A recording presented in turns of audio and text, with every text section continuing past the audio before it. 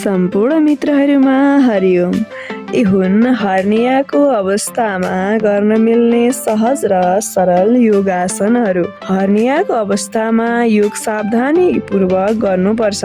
धेरै जोर लाग्ने, पेटभित्र प्रेसर बढाउने आसनहरू गर्नु हुँदैन। तर पेटको मांसपेशी बलियो बनाउने, श्वास प्रश्वास सुधार गर्ने र शरीरमा केही स्ट्रेचिङ दिने खालका केही योगासनहरू भने सुरक्षित रूपमा गर्न सकिन्छ।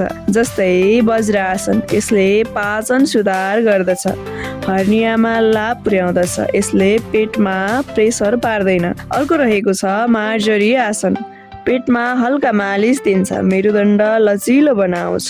पवन मुक्त आसन, पेटमा धेरै जोर नपारी हल्कासँग गर्नुपर्छ, यसले ग्यास हटाउँछ, पेटको मांसपेशीलाई सक्रिय पार्छ।